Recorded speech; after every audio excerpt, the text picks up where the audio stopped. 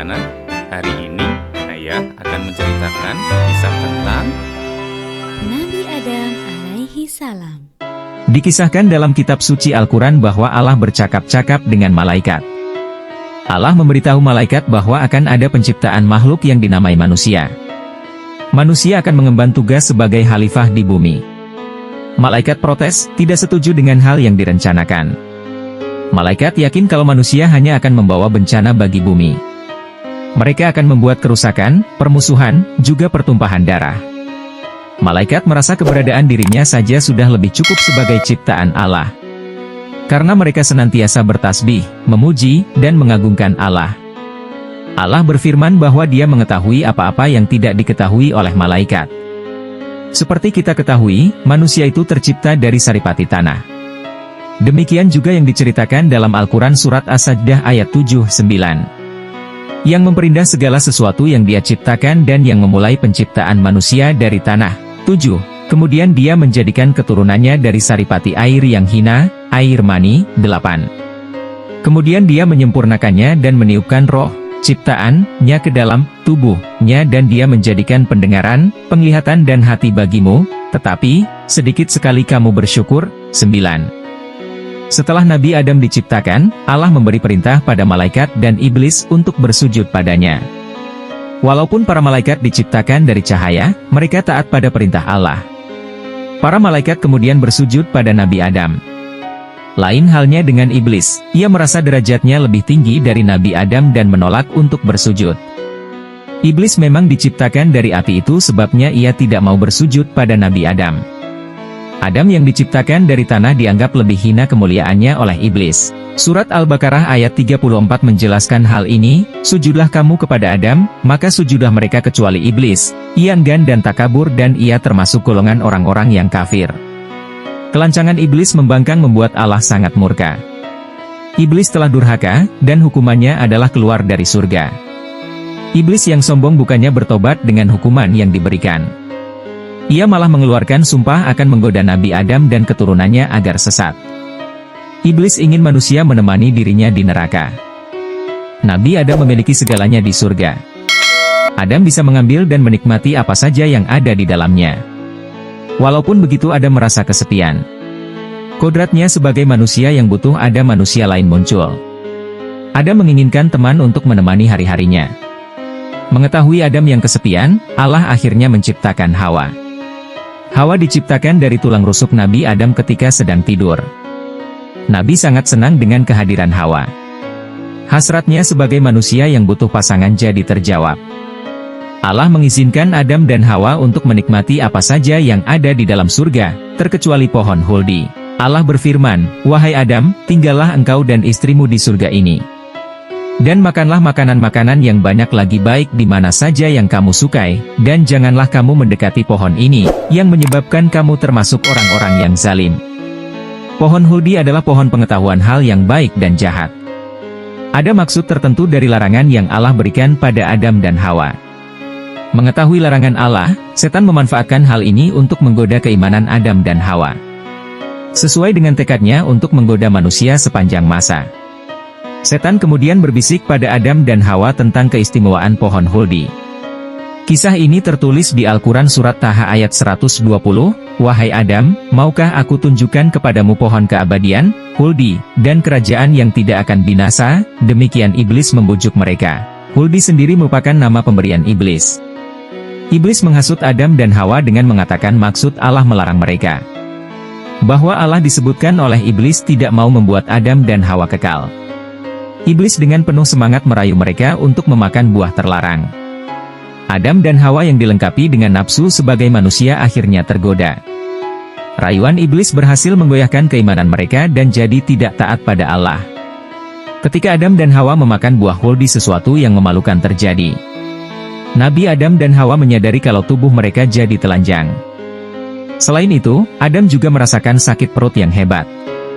Adam baru merasakan rasa ingin buang hajat, dan ia kebingungan. Surga adalah tempat suci, apa sepantasnya mengotorinya? Demikian yang ada dalam pikiran Adam. Allah kemudian menyindirnya atas keinginan tersebut. Sekaligus juga menyindir tentang ketidaktatannya. Surat Al-A'raf ayat 22-23 menceritakan kejadian ini. Dalam surat ini Allah mengingatkan akan larangannya pada Adam.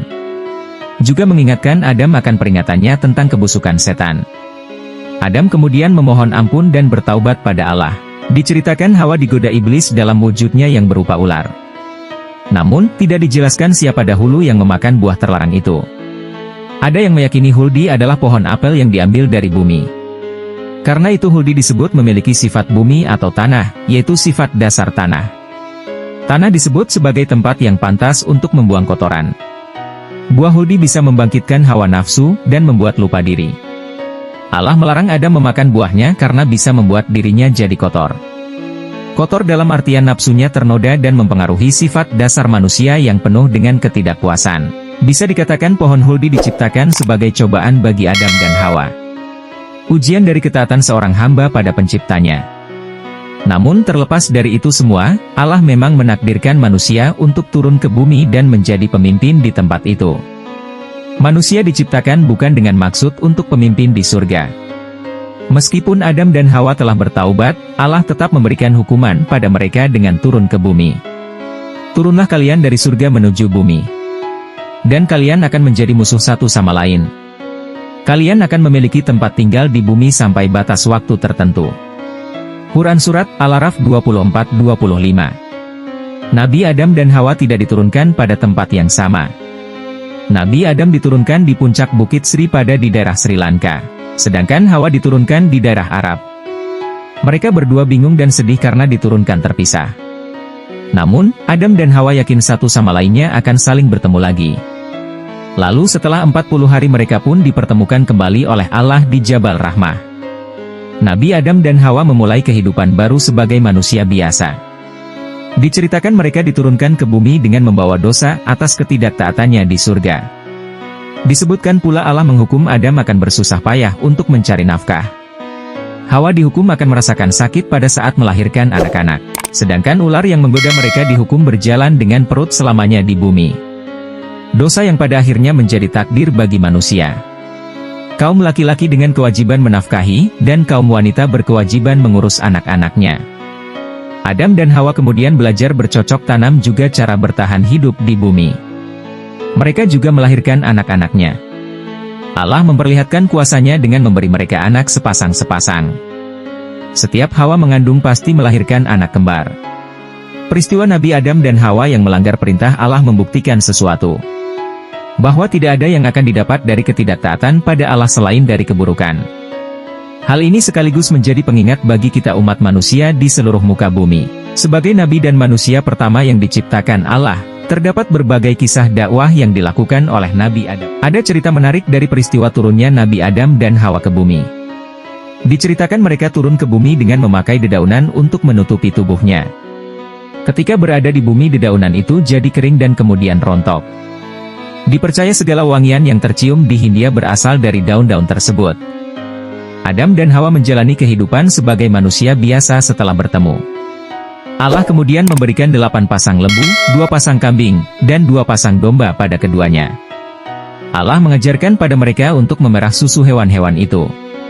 Susu tersebut kemudian bisa mereka minum. Allah juga memberi perintah pada Adam untuk menggunakan bulu-bulu hewan itu sebagai pakaian. Adam dan Hawa sadar kenikmatan dunia sudah tidak ada lagi, mereka pun menangis sedih. Dari air mata mereka, tumbuhlah kacang tanah dan kacang hijau. Adam lalu menyadari kesulitannya untuk mengetahui waktu-waktu beribadah. Ia lalu mengadu pada Allah tentang masalahnya ini. Allah kemudian memberi seekor ayam putih sebesar unta dari surga.